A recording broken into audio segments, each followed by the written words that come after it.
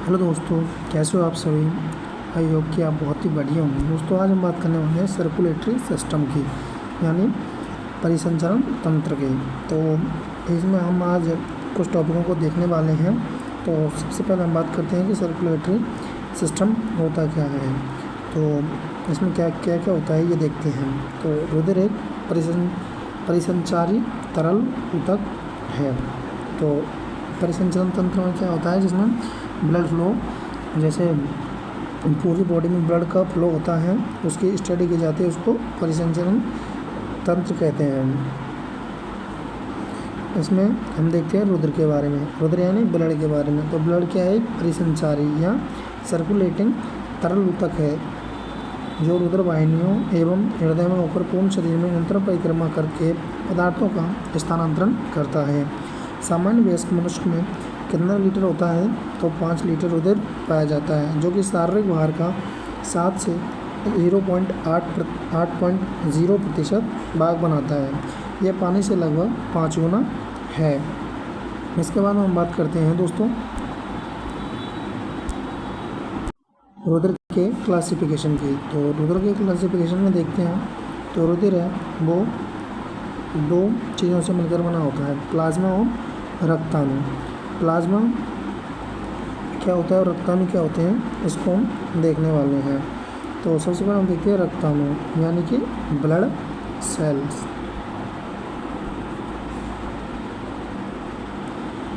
तो हम देखते हैं उसको रक्ताणु के बारे में।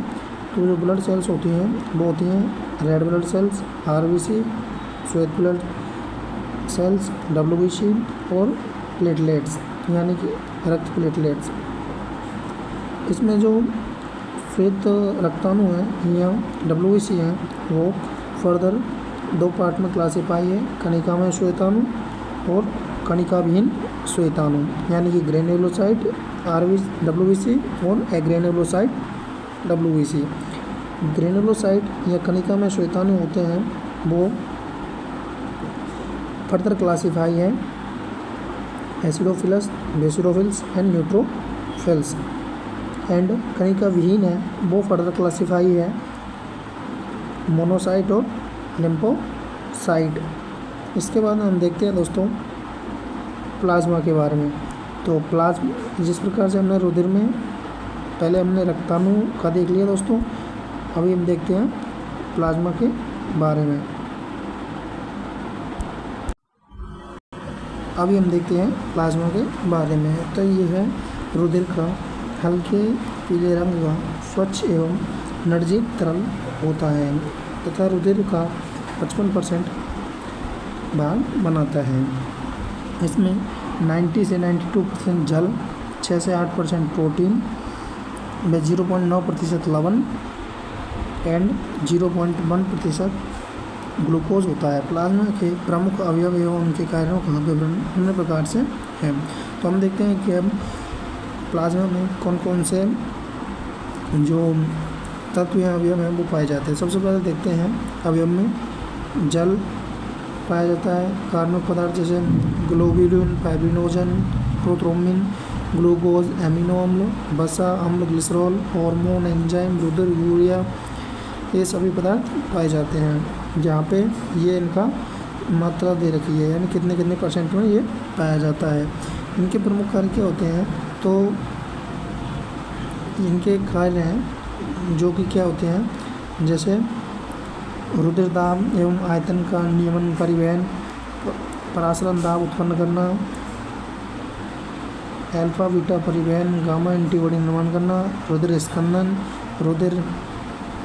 स्कंदन एवं पोषक पदार्थों, कोश के ईंधन, पोषक पदार्थों के नियामक पदार्थ एवं जैव उत्प्रेरक अवशिष्ट पदार्थ, विलेय, वैभव एवं पीएच का नियमन करना। तो ये इनके कार्य हो गए। इसके बाद हम देखते हैं दोस्तों, अब हम डिटेल से देखते हैं इनको। तो संगठित पदार्थ हैं फॉर्म्ड एलिमेंट्स। लाल रुधिर कणिकाएँ होती हैं, श्वेत रुधिर कणिकाएँ होती हैं, यानी वाइट ब्लड सेल, जिनको डब्ल्यूबीसी या आरबीसी कहते हैं, एंड वो प्लेटलेट होती हैं। इसके बाद हम देखते हैं दोस्तों, सबसे पहले हम देखते हैं लाल रुधिर कणिकाओं के बारे में। तो लाल रुधिर कणिकाएँ होती हैं उनको क्या कहा जाता है, तो उनको इरिथ्रोसाइट कहा जाता है। इनकी संख्या है वो सबसे अधिक होती है और ये 99% भाग बनाती हैं किसका, ब्लड का। इनका जो व्यास होता है वो 7 से 8 माइक्रोन तथा मोटाई 2 माइक्रोमीटर होती है। ये आकार में वृत्ताकार और डिस्क रूपी या अवयवतल होती है। केंद्रक, इनमें केंद्रक नहीं पाया जाता है।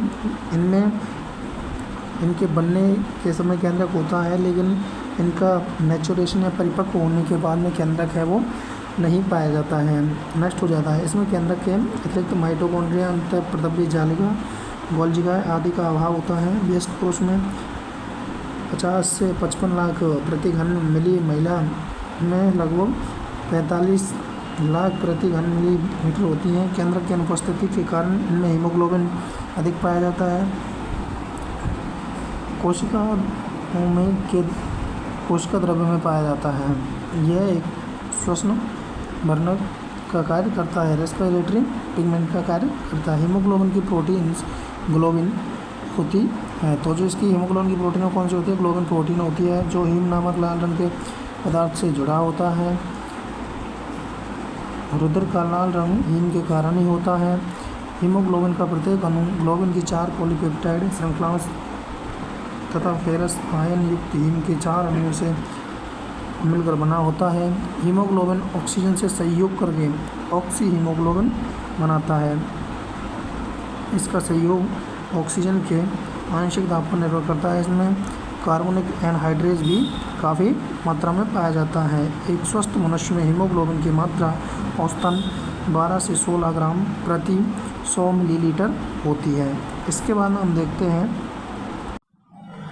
जो इरिथ्रोसाइट या रेड ब्लड सेल्स या लाल रक्त कणिकाएँ होती हैं, इनके निर्माण की प्रक्रिया को एरिथ्रोपोइसिस या हीमोपोइसिस कहते हैं। भ्रूणावस्था में इरिथ्रोसाइट का निर्माण है वो कहाँ पे होता है, तो वो होता है यकृत, पलिया एवं थाइमस में। लेकिन जब वयस्क अवस्था आती है तो इसका निर्माण लाल अस्थिमज्जा, रेड बोन मैरो, लंबी अस्थियाँ जैसे फीमर, ओरोस्त, कपाली अस्थियाँ आदि में होता है। एरिथ्रोसाइट का जीवन काल है लगभग 120 दिन होता है। नष्ट हुई लाल रुधिर कणिकाओं का विघटन पलिया में होता है, इसीलिए पलिया होता है उसको लाल रक्त कणिकाओं का कब्रिस्तान कहा जाता है। हीमोग्लोबिन के भाग को एमिनो अम्लों में तोड़ता है। हीम समूह के लोह युक्त को यकृत में संग्रहित कर लिया जाता है तथा शेष भाग को बिलिरुबिन एवं बिलिवर्डिन नाम के पित्त वर्णकों में परिवर्तित कर उत्सर्जित कर दिया जाता है। इसके बाद हम देखते हैं दोस्तों, ब्लड के कार्य। ब्लड में लाल रुधिर कणिकाओं के कार्य, तो ये ऑक्सीजन को फेफड़ों से विभिन्न ऊतकों या अंगों तक ले जाती हैं।